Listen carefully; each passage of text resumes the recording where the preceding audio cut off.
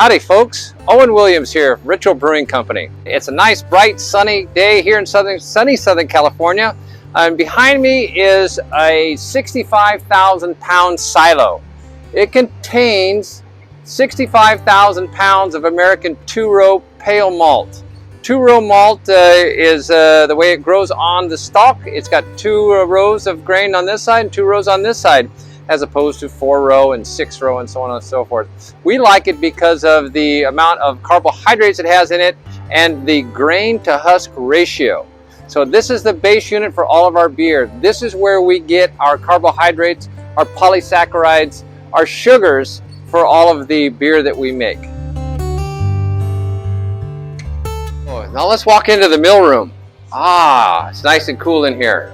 So it gets augered in through this tube right here. There's a helix on the inside that turns and pulls the grain from the silo and puts it into what's called a counterweight dump scale. So as this fills up, it'll dump a batch into the mill, and it'll get ground and it'll get augered up and over into the grist hopper.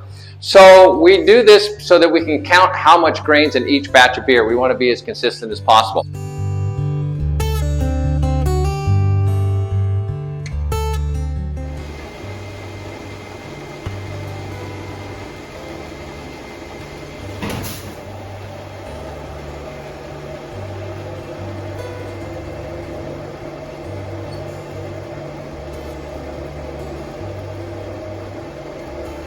This is also where we add our specialty malts.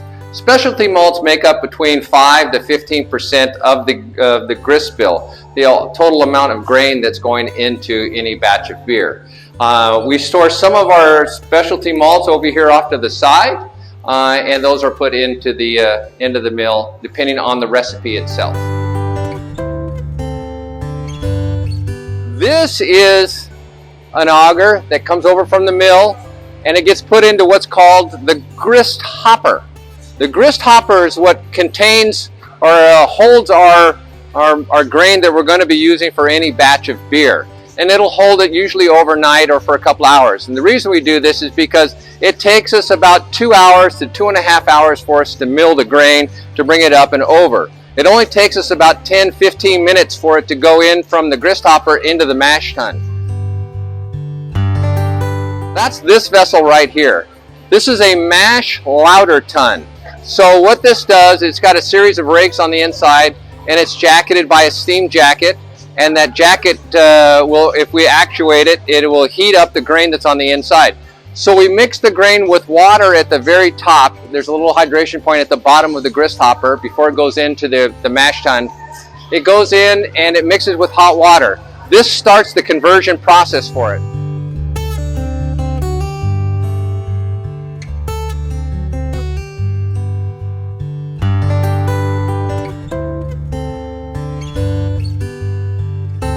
It starts taking the carbohydrates, breaking them down into very small sugars.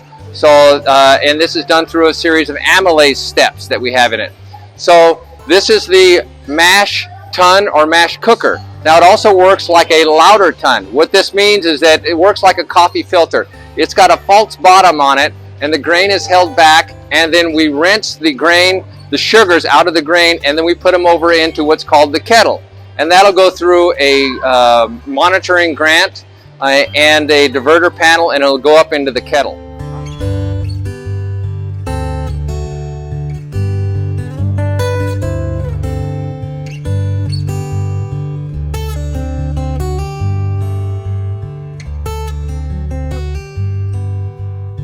But let's back up a little bit. Over here we have a hot water tank. This is 90 barrels, 2,700 gallons of hot water. This heats our hot water for us. It's a steam plate heat exchanger. So we turn on the steam and it heats the hot water, and then we know exactly how hot we need to have our water for us to brew a batch of beer. Temperature is key for us. We got to make sure we have the right temperature on things. So it goes from the mash lauter tun or mash tun, the cereal cooker if you will, goes from there and it goes over in through the series of pipes and it goes into the kettle. Now the kettle is 930 gallons. It's about 30 barrels. of liquid, and this contains our hot sweet liquid. And we're going to boil it for an hour to an hour and a half for the brewing process.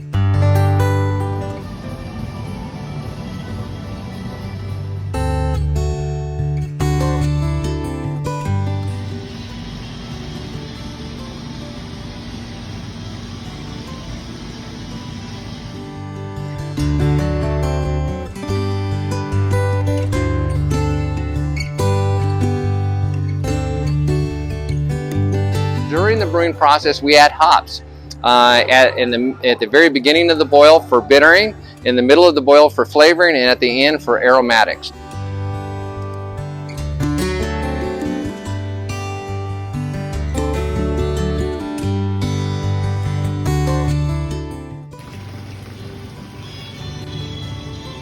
Once it's boiled for about an hour to an hour and a half, we'll take some of the liquid out, put it through a pump, and then we'll cause it to spin on the inside of the kettle. As it's spinning, all the heavy particulates, the hop matter and heavy proteins and stuff, form a nice little cone in the center of the kettle. And we want to leave that behind. So we're going to draw for the side of the kettle. So now it's hot, sweet liquid. So it's got, and it's bitter, it's got hops in it. If we were to put that into our fermenter, it would kill the yeast that we were going to put in there, because during the boiling process, all microbes and bacteria and such, wild yeast, all die. They all die. It's pasteurized, if you will. So now that it's been pasteurized, it's going to go through a sanitary heat exchanger. This is a plate heat exchanger. So what happens is we have a cold water tank over here. It just takes our filtered water and keeps it cold. That's all it does, is keep cold water cold. And so we take this cold water, we put it through one side of the heat exchanger. It goes up and down through the heat exchanger. And as it goes through here, it changes the heat. So it goes in cold, comes out nice and hot. So as it comes out nice and hot, it goes back over into our hot water tank. So we don't leave any water down the drain. We don't use any water like that. All the water that we use is used again and again and again. So now that the hot water, or the hot wort, is going through the one side, it's going to come out nice and cold and comfortable, about 68 degrees Fahrenheit, 20 degrees Celsius. It goes out of the heat exchanger. It's all sanitary now. It gets a breath of fresh air, so there's a little oxygen stone here. We give it some aviator breathing oxygen, and it's going to aerate this hot sweet liquid, well now it's cool sweet liquid, and give it a little breath of fresh air. This is important for us, that the yeast want to be able to metabolize, and they want to be able to uptake a bunch of oxygen, make a bunch of babies, and once they've done this, then they start eating the sugars. And when they eat the sugars, this is what fermentation is. It eats the sugar, they respirate CO2, and then there's an osmotic process where they produce alcohol. So CO2 and alcohol is the byproducts of fermentation. So if you follow me right along here, these are 60-barrel fermenters. So these are double batch fermenters. We have 4 of these, and we have 2 90-barrel batch fermenters. So these are triple batch fermenters. So these are fermenter, and then this is sample port. You can tell this one's nice and cold. It's in cold conditioning. This one here is in cold conditioning. It's starting to get nice and cold. It's got a glycol jacket on the inside, and it keeps it cold. There is a compressor outside that has 2 12.5-ton compressors that take a glycol bath. It's a refrigerant material that keeps a BTU exchange to happen. And it keeps it nice and cold, keeps it running right around freezing, but it doesn't freeze up because the glycol won't freeze, and it's got water in it. This is a 60-barrel fermenter, so this is a double batch fermenter. We can either put 60 barrels in it, or we can put 30 barrels in it. A normal batch of beer for us would be 30 barrels. Right now it's got 30 barrels in it, so it comes up to about halfway through the manway door. If we had another 30 barrels in it, it would come up just past where that ring is. So it can hold quite a bit of beer. This is where beer is made. I don't make beer. I just make yeast very, very happy. I give them plenty of sugar to eat, and I give them some oxygen to breathe, and I make sure that they're fun and healthy. And this is where the beer is being made. So what's happening right now, it's cold conditioning or cold fermenting, and what it means is that we keep it at a certain temperature. in order for it to not produce certain types of alcohols or esters. So we want to have a controlled temperature for the fermentation. And each yeast strain will have a different temperature for that fermentation. Distillers, they don't mind that temperature. They can go ahead and let it go crazy because they don't mind the type of alcohols they produce. We want to make sure that we have certain alcohols that we produce so that you don't get a headache from a beer.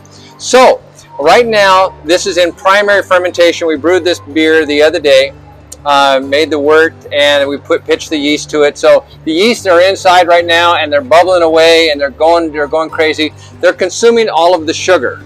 So as they consume sugar, they produce CO2 and alcohol, and this is where beer is being made.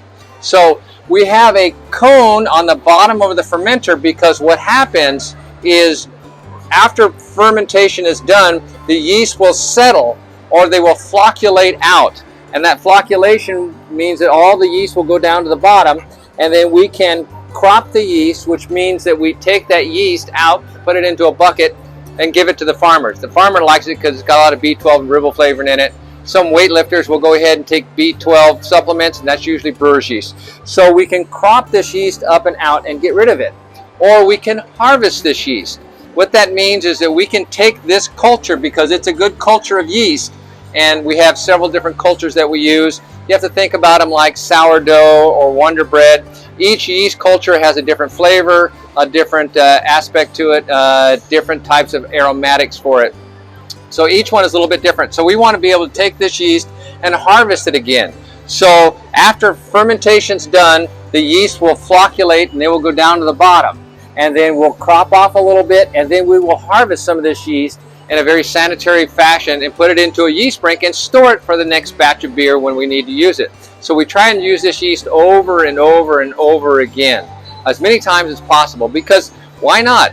It costs us quite a bit of money to go ahead and get a brand new culture of yeast, and if we can use it again and again, that just makes a lot of sense. Repurpose, reuse. So primary fermentation's happening, so they're going around in there, they're eating all of the sugar. When they get tired and they get done eating all the sugar in that, they flocculate out, so they fall down to the bottom, and then we can crop or we can harvest. This is a racking port. So what this means is it's got a tube that goes on the inside, and if the yeast is not settled all the way out and the beer is nice and clear because that's set long enough, we can go ahead and rack off the beer because now it's nice and clear. So flocculation occurs, yeast comes out of suspension, goes down to the bottom, we crop it off, and then we can take this racking arm and go up right into the nice bright beer. So if you take a look at this right now, the yeast is off-gassing. So they're in there eating all of the sugars, and they're producing CO2. So this is one of the gases that they produce. Their main gas that they do produce is CO2. And so they're in there producing CO2 and alcohol. So this is where beer is being made. Remember, I don't make beer, I just make yeast very, very happy. Each separate style of beer gets its own yeast culture. So for our Honey Buzz, that gets one yeast culture. For our Extra Red, that gets another yeast culture. For our Wits End, that gets another yeast culture. For our Double, Belgian Double, that gets another yeast culture. So they're always getting different yeast cultures. And we want to be able to use this yeast again and again and again. We take copious notes on each batch, make sure that we run microbiologicals, make sure it doesn't have any contaminants or other weird bugs or microbes in it that might give us an off flavor or causes an inability to have a complete fermentation. Our beers want to be very clean, crisp, and true to style. We follow several different guidelines for these different styles, and we want to make sure they hit the parameters so that you folks, the people that drink our beer, are the ones that enjoy it. And you never have a bad beer from Ritual, one that says, oh, I just don't like that beer, it just tastes funny, or it tastes off, or it's got a certain flavor that I just don't particularly care for.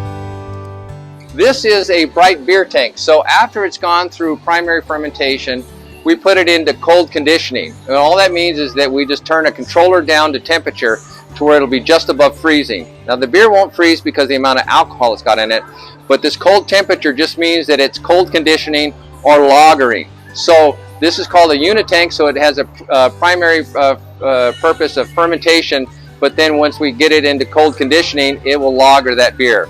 Once it's lagered for about 21, depending on the batch of beer, 21 days to maybe 48 days, we'll put it into a bright beer tank. So the yeast will flocculate all the way out, they'll settle all the way out, the beer becomes bright, and it goes into what we call a bright beer tank. This is the tank where we pay taxes. This is where the government's very interested in what I do here, because we pay quite a bit in taxes. So once it's in this tank, once we run some quality analysis on it, and then we'll force carbonate it, and we force carbonate it through a CO2 stone. This is a piece of sintered stainless, and what this does is it diffuses the gas and makes it into little tiny bubbles, and then we put it into the beer, and it gives that beer the nice little effervescence. And so we always want to have that nice little brightness, that spark to the beer. This is a batch that's already done. This is our double, and you can tell that it's nice and cold. It's very arid here today, so the condensation on the outside of the tank is not very great. If it was more humid, there'd be a lot more condensation on the outside of the tank. This is all insulated. This is not insulated here. This is just a man-way door. You can see that. Now, in this tank here, this is our hazy. We just brewed this Thursday, Friday. Today is Saturday, and it's in primary fermentation. And you can see this is the off gas. This is CO2 that's bubbling away from all that yeast in there that's consuming all of the sugars.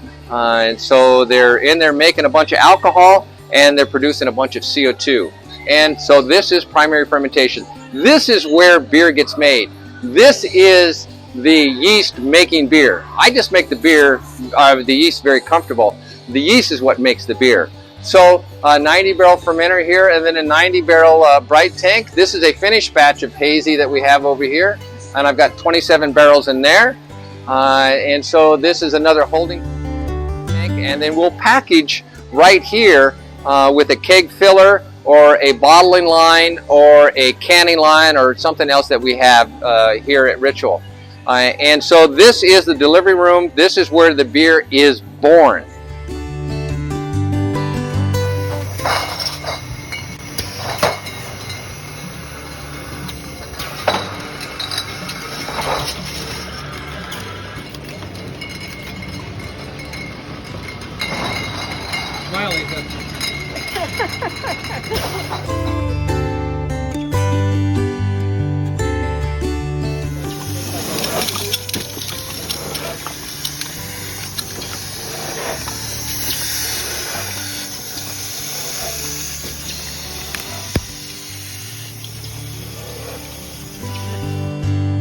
This is a small little tank, and this is what we use for a propagator. So we buy a very small yeast culture, and then we propagate it or grow it up ourselves. It makes it more efficient for us, plus we're able to control the quality of the yeast as it gets older and gets more of a bigger culture. You have to have enough yeast in your pitch for fermentation to occur. You can't just take a little package and put a little bit in there. It won't ferment all the way. You have to have a certain amount of yeast, and it's usually quite a bit of yeast. So for us, we can take a very small amount, maybe $100 worth, and grow it up into what's worth $1,000 worth of yeast. Normally, a normal pitch of yeast for us in any batch of beer is about $1,000, maybe $1,500 depending on where we get it and what yeast culture it is. So it behooves us, in order to wind up growing our own yeast and knowing what we've got for our yeast. This is a keg washer. So this washes the inside of the keg to make sure that it's all clean from the last time somebody used the keg, last time we used the keg or went to somebody's party or somebody's kegerator. We wash the inside, sanitize it with chemicals and such, and get it ready to go.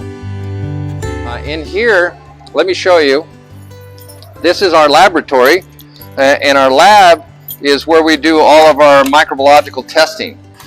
So we've got a series of pieces of equipment in here: a centrifuge, photospectrometer, a shaker plate, stir plate, incubator, microwave. Got to have a microwave, right?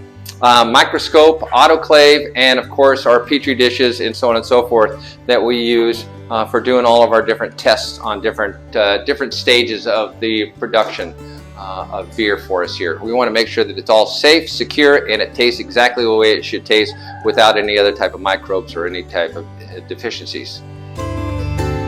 So after the beer's been kegged or packaged or bottled or something, we put it into a cold box, and this is where we store it.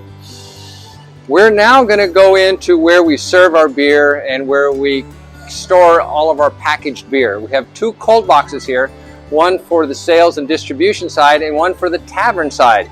So the beer that we consume, the beer that we serve here on site all comes out of this room. And you'll notice that it's at 31 degrees Fahrenheit, so it's below freezing.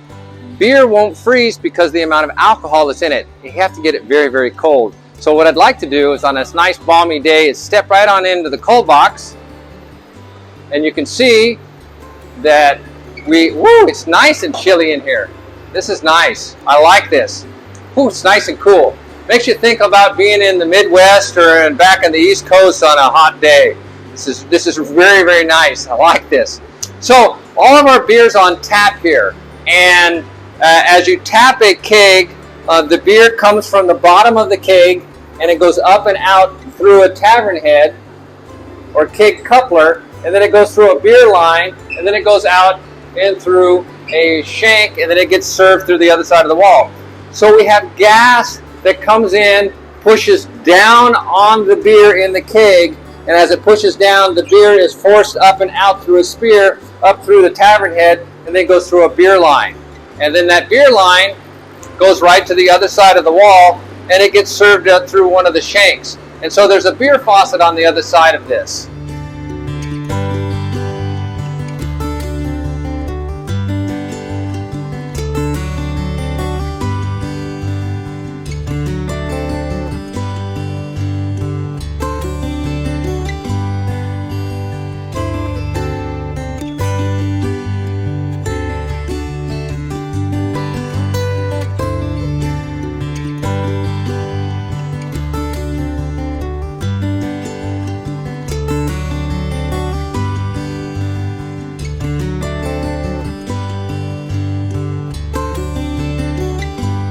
The way beer used to be served was this way. It's called a cask ale, or what's considered real ale. We belong to the CAMRA guidelines. We follow the CAMRA guidelines here in the United States, the Campaign for Real Ale in America.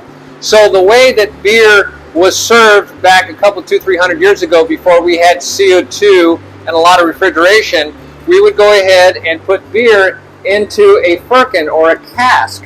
And in here, it would go through a secondary fermentation, allowing the CO2 to stay in the cask itself, and then it would force it to carbonate, so it would build pressure. And as it builds pressure, this gas would dissolve back into the liquid, and that liquid would naturally carbonate, or would naturally be carbonated. So for us, we have a beer engine outside, so it's a hand pump. It pumps the beer up and out of this firkin, and it goes through a line and it goes out to the beer engine. So it is aspirating or breathing air and then just going this way. So it's not being forced, it's being drawn up. So the result is a nice, smooth, round, quaffable feeling beer. And so we also have unmalted grains in here because we don't want it to hatch out and have some other types of little bugs in it. Then we pick all our organic fruit ourselves. We wash it, we store it, and then ultimately we'll zest it by hand so that we can use the zest in some of our beers. And we have different fruits. We have tangerines, we have Valencia oranges, and we'll do this with different fruits during the year, maybe guava or cherries or raspberries or anything else that we might have. And if you're looking for beer to go, we have plenty of beer to go. You can pick it up here. You can buy a keg. You can buy a six-pack. You can buy a case. You can buy anything. Until then, thanks very much and have yourself a fresh and flavorful day.